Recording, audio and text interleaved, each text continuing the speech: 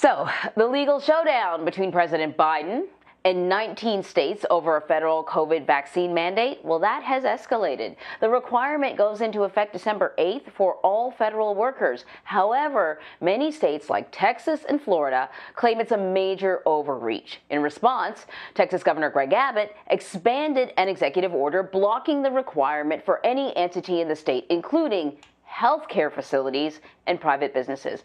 Meanwhile, Florida Governor Ron DeSantis has called for a special legislative session to address the controversy. So joining me now to break all of this down is CBS News legal contributor and former Manhattan prosecutor, Rebecca Roiphe. So, Rebecca, Texas and Florida are among a handful of states suing the Biden administration over the mandate. Can you describe a little more about what exactly these lawsuits are alleging?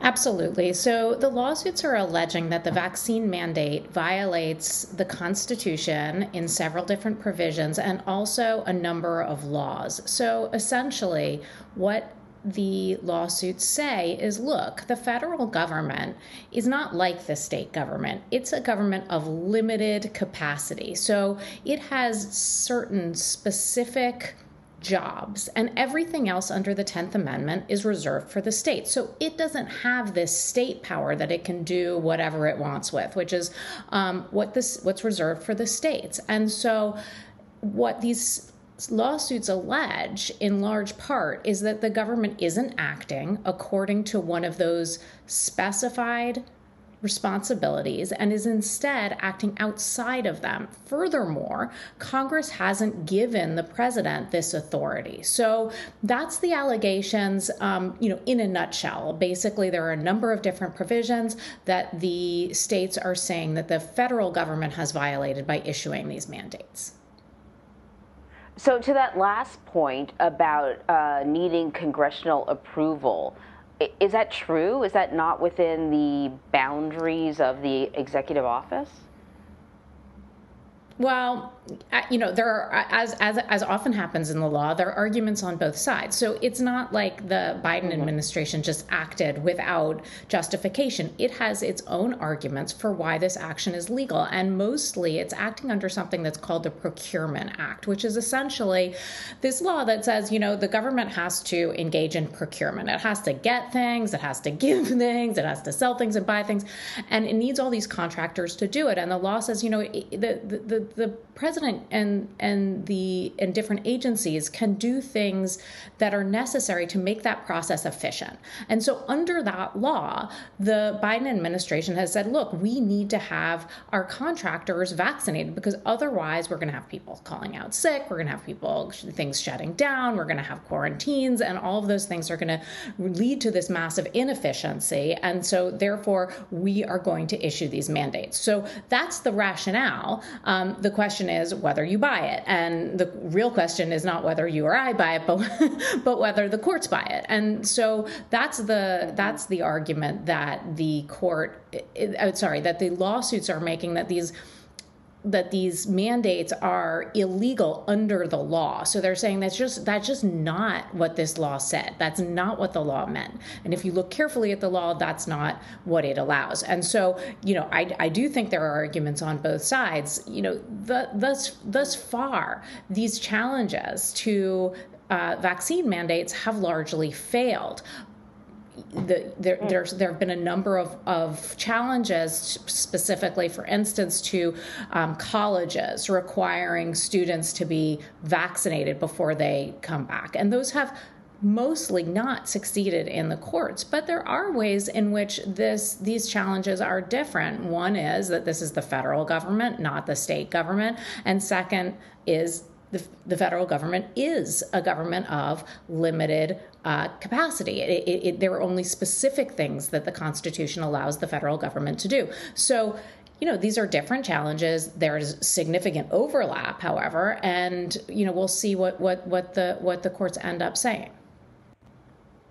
Mm-hmm. So in terms of Florida's lawsuit, and you may have sort of covered this already in your response, the Texas lawsuit has to do with sort of Congress not giving the executive office the authority to do this. Florida's lawsuit is sort of argues that that the federal government does not the federal government does not have the authority to institute sweeping vaccine mandates in general. Is there, as you point out, there are arguments on both sides. I guess what are the arguments on both sides? So again, I think the portion that you're pointing out there is pointing to this fact that when we talk about state police power, which is essentially the power that the state has to interfere with liberty in order to protect safety, that is largely something that the states have, not the federal government. Now, that's an overgeneralization, because there are certain ways in which the federal government can do things that overlap with the state power, or in some ways look like state police power. But basically, that is something that's the state's job. So what these lawsuits are saying is, look, you're trying to hide this under the guise of, certain things like your spending power and the Commerce Clause. You're trying to pretend that this fits in the Procurement Act. But really what you're doing is something that is essentially something that is the responsibility of individual states. And so you're stepping on our toes here, federal government. And again, I think that, for the most part, the way in which it was crafted, it may survive judicial review, but these are specific arguments that haven't been made yet and are a little bit different from these other vaccine mandate challenges. And to me, there is no sweeping, vaccine mandates are allowed or vaccine mandates are not allowed. It's all very, very contextual. And that's why the specifics of these lawsuits are really important, because they are going to determine whether the courts are going to buy it or not buy it. And so that's why these lawsuits are crafted the way they are. They're very specific. They're looking at the context and exactly what these mandates are requiring and how they're justified. It sounds to me like this is an argument and a fight that really has to happen in each individual state, and that it really has to do with the residents of that state and their feeling about their own government. That the residents in Florida will have to determine whether or not they think that the DeSantis administration has their health in its best interest or not. I mean, it kind of sounds to me like the federal government's a little bit on shaky ground. Well, I mean, yes and no. So there are these technical legal questions. And if the federal government's mandate is lawful, right? If the court determines that it's lawful, then we have this thing that's called the Supremacy Clause. That's like, state, sorry, So the federal law is law of the land. And if it conflicts with the state law, federal law trumps. So it's not, you're right. And in certain ways, because if the courts are to look at this and say, look, this is wrapped up as a federal issue. It's made to look like it fits under these laws and it fits under the federal power, but it really doesn't.